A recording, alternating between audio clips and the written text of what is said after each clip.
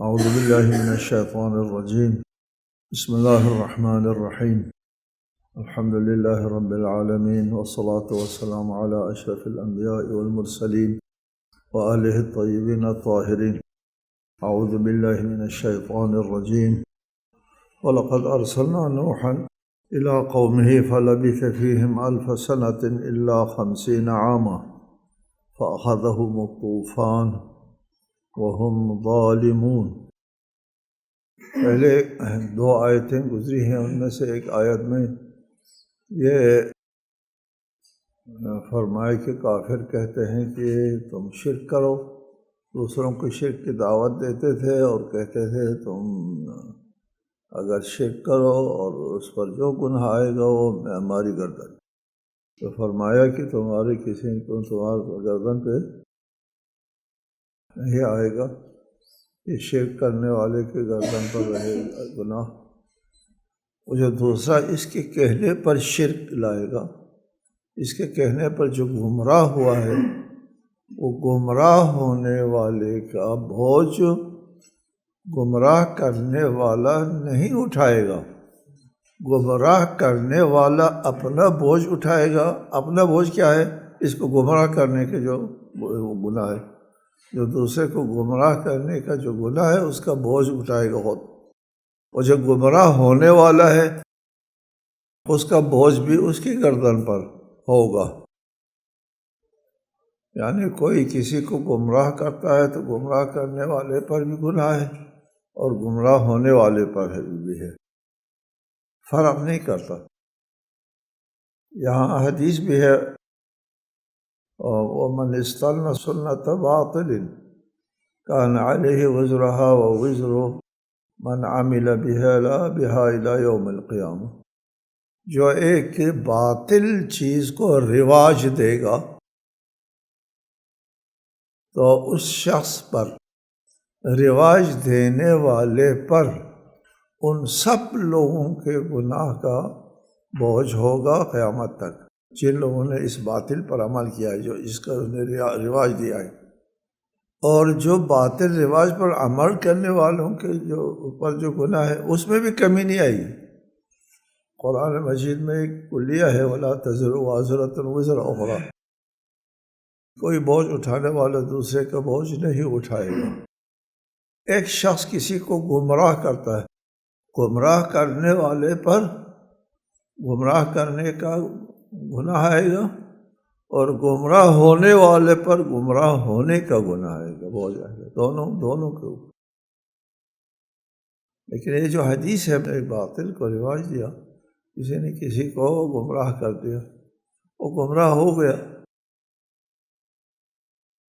اس کے گمراہ ہونے کا وزر بھی اس کے گردن پر اور گمراہ کرنے کا وزر بھی اس کے گردن پر. گمراہ کرنے والے پر دو گناہ ہے، ایک اپنا گناہ اور ایک دوسرے کو مبتلا کرنے کا. اور جو گناہ کرتا ہے اس میں بھی اس کو حصہ ملے گا. پھر یہ جو سلسلہ چلتا رہے گا، جب تک چلتا رہے گا یہ گناہ کا سلسلہ جو اس نے رواج دیا ہے، وہ اس کے لیے نام اعمال میں گناہ لکھا جائے گا. مثلا جو ہمارے لیے محل ابتلا ہے، اس میں ہے ایک شخص جو ہے وہ کوئی گفتگو کرتا ہے، تقریر کرتا ہے، اس سے لوگ وہ ہوتے ہیں گمراہ ہو جاتے ہیں. اس کے اوپر گمراہ کرنے کے وزر وبال اس کے اوپر آئے گا. جتنے لوگ ان کی باتوں سے گمراہ ہو گئے ہیں ان کے اوپر بھی گناہ آئے گا، وہ نہیں چھٹے گا. کہ اس کی بات پر کوئی گمراہ ہوتا ہے، کسی کی بات پر گمراہ ہونا بغیر دلیل، تو اس کا گناہ بوجھ پڑا ہے. اور جن لوگوں نے یہ گناہ کیا سب کا، یہاں تک کہ اگر یہ تائب ہوتا ہے، اس کی گفتگو سے لوگ گمراہ ہو گئے، ایک عرصہ وہ یہ کام کرتا رہا، بعد میں اس میں بصیرت آ گئی، بات سمجھ میں آ گئی، یار میں غلط بات کرتا رہا، لوگوں کو گمراہ کرتا رہا، انا للہ و انا الیہ راجعون، میں توبہ کرتا ہوں، استغفر اللہ ربی واتوب الیہ، آئندہ کے لیے توبہ کرتا ہوں، ٹھیک ہے، آئندہ کے لیے گناہ کا آنے کا جو سلسلہ تھا وہ تو رک جائے گا، لیکن جو اس نے سلسلہ چلایا ہے، لوگوں کو گمراہ کیا ہے، جس کو گمراہ کیا ہے اس کو ہدایت پر لے آئیں تو معافی ملے گی، نہ ہدایت پر لے آئے، کچھ لوگ مر گئے دنیا میں نہیں ہے جن کو گمراہ کیا تھا اس نے، ان کو تو راہ راست پر نہیں لا سکتے، میرے کیسے لائے، وہ مر گیا تو ان کے گناہ اس کے گردن پر رہے گا، توبہ سے بھی ساقط نہیں ہوگی۔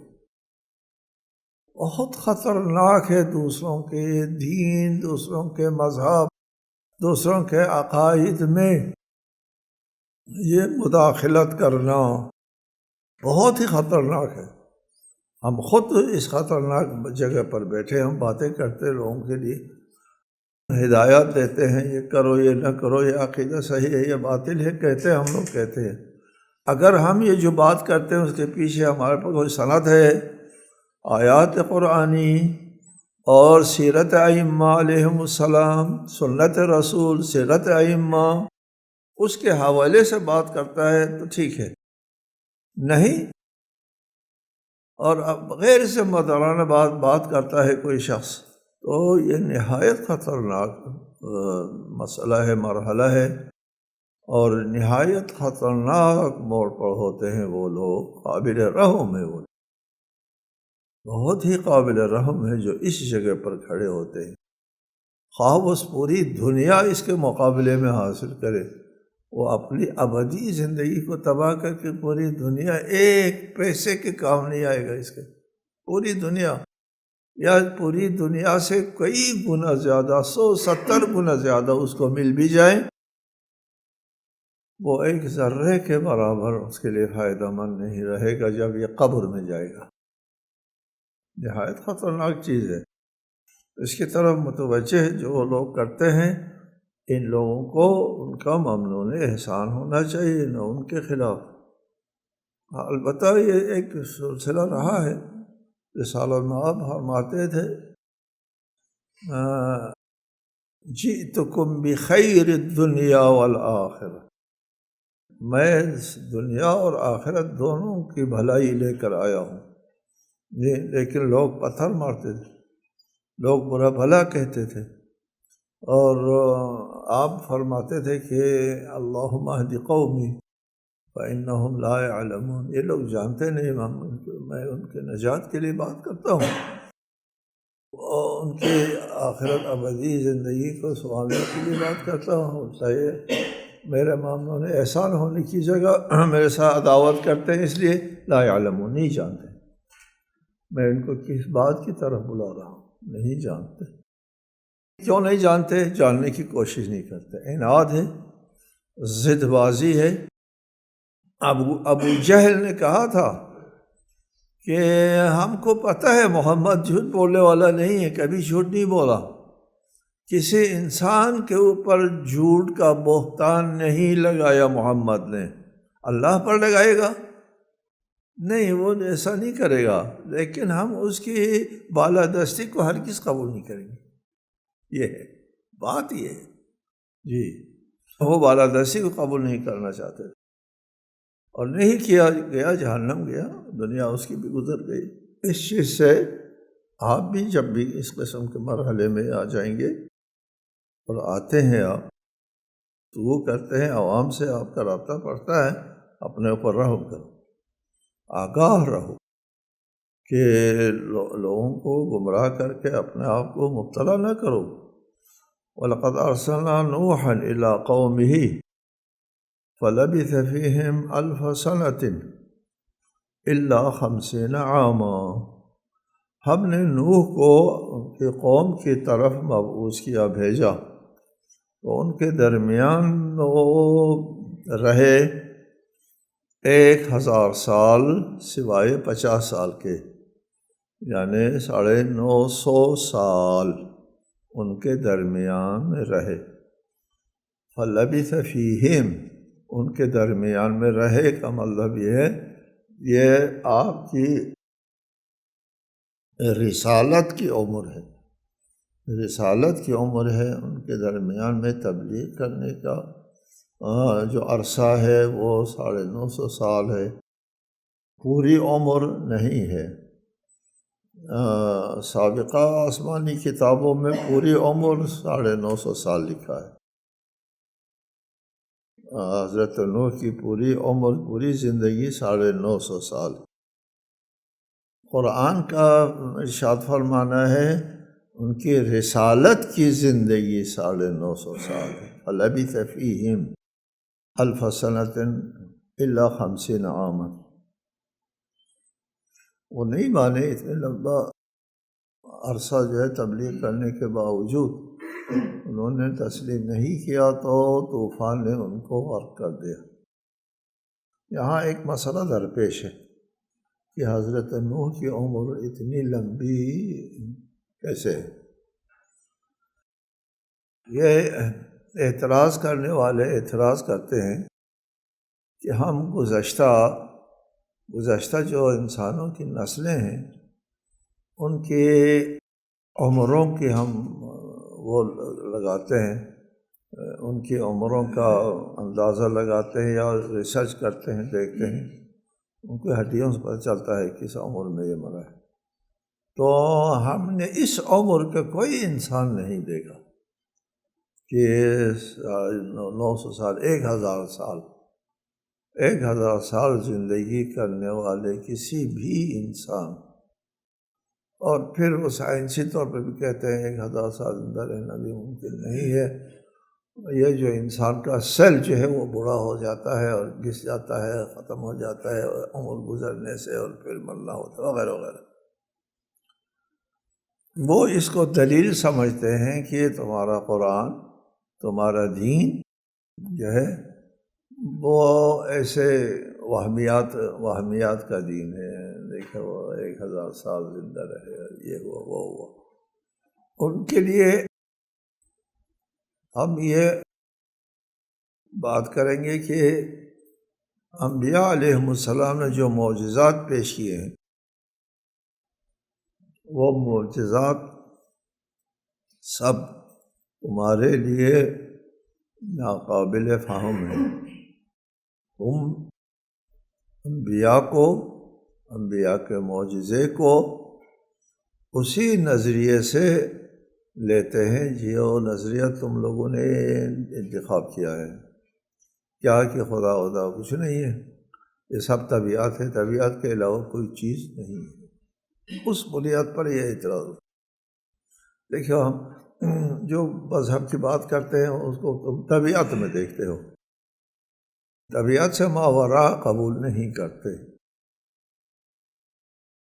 یہ مذہب کی بات ہے، مذہب کو ماننے سے ماوراء طبیعت کو ماننا ہوتا ہے، مذہب کو نہ ماننے سے ماوراء طبیعت کا انکار کرنا ہوتا ہے۔ یہ مذہب کی بات ہے، تم مذہب کو نہیں مانتے ہو، تفصیلات میں جانے کا کیا فائدہ ہے؟ ایک میں عمر نوح میں، عصائے موسیٰ میں، اور شق القمر وغیرہ کے جو معجزات ہیں سب کا وہ انکار کرتے ہیں کہ اژدہا بننا کیسے ہوتا ہے، یہ کیسا ہوتا ہے، وہ کیسے ہوتا ہے۔ تو معجزات کو نہیں مانتے ہو تم، چونکہ ماوراء طبیعت کو نہیں مانتے ہیں۔ ہم معجزات کے بارے میں بھی ایک موقف رکھتے ہیں، وہ بھی یاد رکھیں۔ معجزات جو ہے اس کے معجزات کے پیچھے سبب ہوتا ہے، بلا سبب کوئی چیز وجود میں نہیں آتی۔ معجزات کے بھی اپنے اسباب ہوتے ہیں۔ حضرت موسیٰ کا عصا اگر اژدہا بن گیا ہے تو اس کے اپنے علل و اسباب ہوتے ہیں، اس سے دریا شق ہو گیا ہے تو اس کے اپنے علل و اسباب ہوتے ہیں۔ فرق یہ ہے کہ عام طور پر جو علل و اسباب ہے وہ سب کے لیے قابل تسخیر ہے، وہ معجزہ نہیں ہوتا ہے، اور معجزے کے پیچھے جو علل و اسباب ہیں وہ سب کے لیے قابل تسخیر نہیں ہے، یہ فرق ہے۔ عام لوگوں کے جو عمریں ہیں وہ طبیعت کے مطابق ہے، انسان اپنے عمر جو ہے 8-10 سال زندگی وہ کر سکتے ہیں، لمبی کر سکتے ہیں، نہیں کر سکتے ہیں، لیکن جو معجزے کے طور پر کسی کو زندگی ملی ہے، یا حضرت عیسیٰ اس وقت تک زندہ ہے، ہم اس کے قائل ہے، امام زمانے کے وجود کے ہم قائل ہیں، طولانی زندگی کے ہم قائل ہیں، تو اس کے جو علل و اسباب ہے اس کے بغیر زندہ نہیں رہتے، اس کے اپنے علل و اسباب ہوتے ہیں۔ یہ علل و اسباب ہر ایک کی رسائی میں نہیں ہے، ہر ایک کے لیے قابل تسخیر نہیں ہے۔ بہرحال حضرت نوح کو لمبی عمر عنایت کی ہے اللہ تعالیٰ نے، تو یہ انبیاء کے سلسلے میں حضرت نوح کے ساتھ ایک معجزہ ہے۔ جب اتنا لمبا عرصہ ان کی تبلیغات کو قبول نہیں کیا تو طوفان نے ان کو غرق کر دیا۔ طوفان نوح، حضرت نوح پہلے گفتگو ہو گئی ہے اس کے بارے میں۔ طوفان نوح کے سلسلے میں یہ ہے کہ اتنا پانی کہاں سے آیا، یہ منکرین کے لیے ایک اور مسئلہ ہے، پانی اتنا کہاں سے آیا؟ اتنا پانی آیا کہ پہاڑ بھی ڈوب گئے تھے۔ وہ حضرت نوح کے بیٹے نے انکار کیا کشتی پر سوار ہونے سے، تو حضرت نوح نے فرمایا یا بنی ارکب معنا، بیٹا آؤ ہمارے ساتھ سوار ہو جاؤ۔ تو بیٹے نے کہا تھا کہ یہ پہاڑ مجھے بچائے گا، تو حضرت نوح نے فرمایا کوئی نہیں بچائے گا، یعنی پہاڑ بھی ڈوب جائیں گے۔ پہاڑ بھی ڈوب جائیں، بڑا پانی چاہیے، یہ بیٹھے بیٹھے اتنا پانی کہاں سے آیا؟ ایک مفروضہ یہ ہے کہ آسمان میں روزانہ ہزاروں کی تعداد میں آسمانی پتھر گرتے ہیں ہماری طرف۔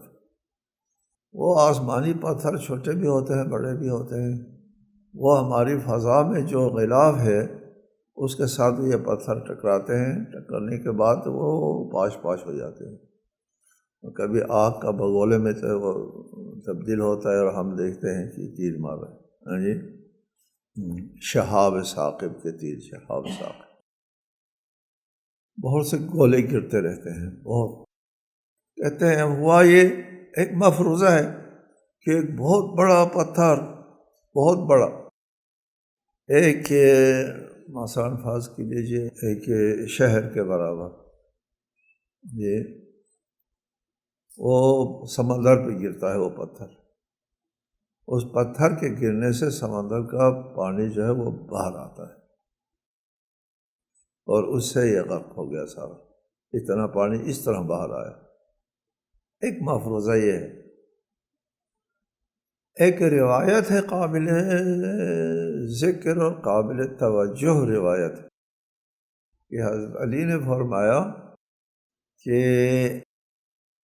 یہ جو کہکشائیں ہیں آسمان میں، کہکشائیں اور دمدار ستارے بھی ان میں ہوتے ہیں، ادھر ہمارے سائنسدانوں کے ہاں بھی ایک مفروضہ ہے کہ زمین کے اوپر اتنا پانی، سمندر کا پانی بہت زیادہ ہے، یہ کہاں سے آیا یہ پانی؟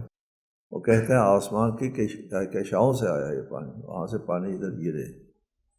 حضرت علی کا ایک فرمان ہے کہ یہ کہکشائیں جو ہے ان میں سے کسی کہکشاں سے پانی گرا ہے حضرت نوح کے زمانے میں غرق کرنے کے لیے، یہ زیادہ قرین قیاس ہے۔ روایت اگرچہ احاد روایت ہے لیکن بات قرین قیاس ہے کہ آسمان سے پانی کا سرچشمہ آسمان کے وہ ہے، کہکشائیں میں موجود ستارے ہیں، ان میں سے پانی نیچے آتا ہے، گرتا ہے۔ اور طوفان نوح کے لیے بھی پانی آسمان سے گرا ہوا، اور قرآنی تعبیر میں بھی ہے، قرآنی تعبیر میں ہے کہ آسمان سے بھی پانی گرا اور زمین سے بھی ابلا، یہ ہے یہ آسمان سے بھی اور زمین سے بھی ابلا۔ تو یہ بھی یہ دونوں مفروضے صحیح ہو، روایت اور مفروضہ دونوں صحیح ہو۔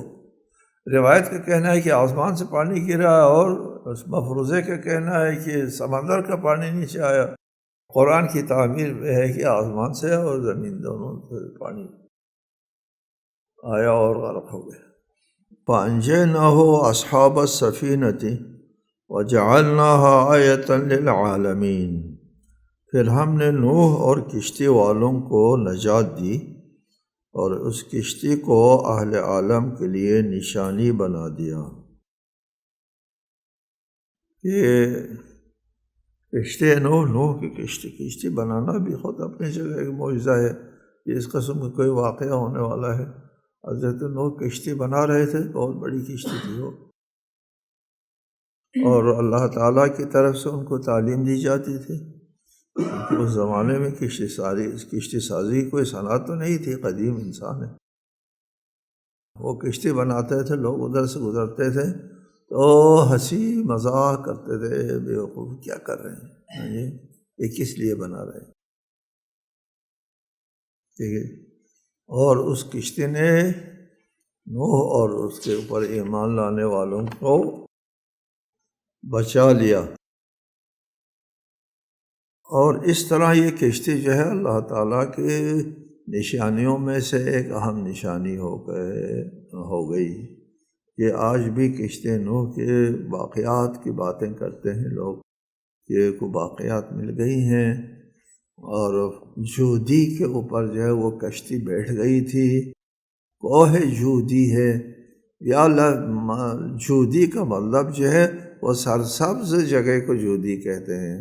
یہ کشتی بیٹھ گئی ایسی جگہ پر جہاں جو ہے وہ زندگی گزارنا بہت آسان تھا ابتدائی انسان کے لیے۔ ساری دنیا غرق ہو گئی ہے، تازہ پھر سے آباد کرنا ہے، اس کے لیے مناسب جود سخاوت، پر سخاوت جگہ پر وہ کشتی رک گئی۔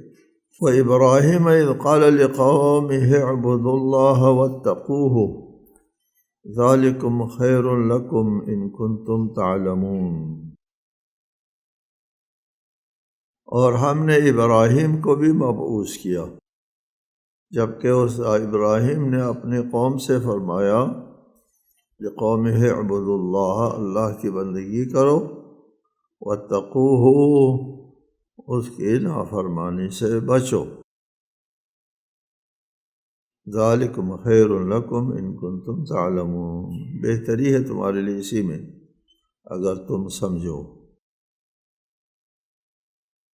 یہاں پر دو باتیں ہیں، حضرت ابراہیم نے اپنی قوم سے دو باتوں کا مطالبہ کیا، ایک اللہ کی پرستش، اللہ کی بندگی کرو، اور دوسری بات جو ہے اللہ کے غیظ و غضب اور عذاب سے بچو، واتقو، بچو، اس سے، یہ واتقو کا جو ترجمہ ہم کرتے ہیں اس سے ڈرو، اس سے ڈرو، تقویٰ ڈرنے کو نہیں کہتے، تقویٰ ڈرنے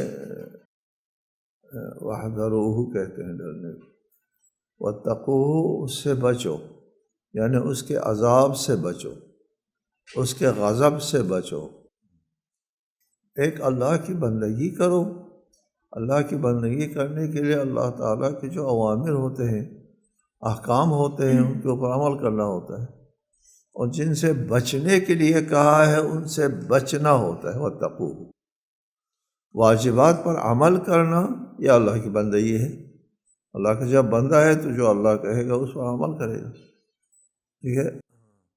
صرف نماز بندگی نہیں ہے، ہر حکم کی تعمیل بندگی ہے، ہر حکم کی تعمیل، اللہ تعالیٰ کی طرف سے جو بھی حکم آئے گا اس کی تعمیل کرو، اور اللہ کی نافرمانی سے بچو۔ دو باتوں کا جو نظام اور پیغام لے کر آئے ہیں حضرت ابراہیم، اور تمام انبیاء کا یہی پیغام، اللہ کی بندگی کرو اور اللہ کی نافرمانی سے بچو، اللہ کے غضب سے بچو۔ یعنی انبیاء علیہم السلام کے رسالت کا خلاصہ ہوتا ہے ان دو باتوں میں، اور ان دو باتوں پر عمل کیے بغیر، یعنی اللہ کی بندگی کیے بغیر اور اللہ کی ناراضگی سے بچے بغیر نجات کا کوئی راستہ نہیں ہوا کرتا۔ انما تعبدون من دون اللہ اوثانا وتخلقون افکا ان الذین تعبدون من دون اللہ لا یملکون لکم رزقا فابتغوا عند اللہ الرزق واعبدوہ واشکروا لہ الیہ ترجعون۔ اور حضرت ابراہیم نے فرمایا تو تم اللہ کو چھوڑ کر بس بتوں کو پوجتے ہو اور جھوٹ گھڑ لیتے ہو، اللہ کے سوا تم جن کو پوجا کرتے ہو وہ تمہیں رزق دینے کا اختیار نہیں رکھتے، لہٰذا تم اللہ کے ہاں سے رزق طلب کرو اور اسی کی بندگی کرو اور اسی کا شکر ادا کرو، تم اسی کی طرف پلٹائے جاؤ گے۔ دیکھو حضرت ابراہیم کی رسالت کا خلاصہ بیان کیا جا رہا ہے، انما تعبدون من دون اللہ اوثانا، تم اللہ کو چھوڑ کے پتھروں کا پوجا کرتے ہو۔ وثن پتھر جو ہے اس کو یہ لوگ خود تراشتے تھے، خود بناتے تھے اس پتھر کو اور وہ شکل بناتے تھے، اپنے ذہن میں موہوم شکل ہوتا تھا۔ معبود کیا ہوتے تھے؟ معبود فرشتے ہیں یا جنات ہیں؟ جنات کو اور فرشتوں کو ارباب کہتے تھے، رب ہے، اللہ تعالیٰ کا بنایا ہوا رب ہے یہ لوگ، اللہ تعالیٰ رب الارباب ہے۔ یہ سارے ارباب جو ہے وہ ذیلی رب ہے، ذیلی رب ہے، ان کے ہاتھ میں رزق ہے، ان کے ہاتھ میں عزت ہے، ان کے ہاتھ میں فتح و نصرت ہے، سب کچھ ان کے ہاتھ میں دے رکھا ہے۔ ان بتوں کا پوجا کرتے تھے۔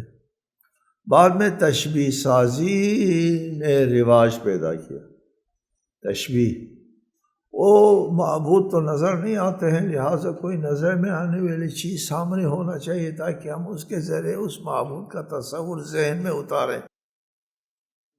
اصل معبود تو وہ تھا، رفتہ رفتہ رفتہ یہی معبود ہو جی۔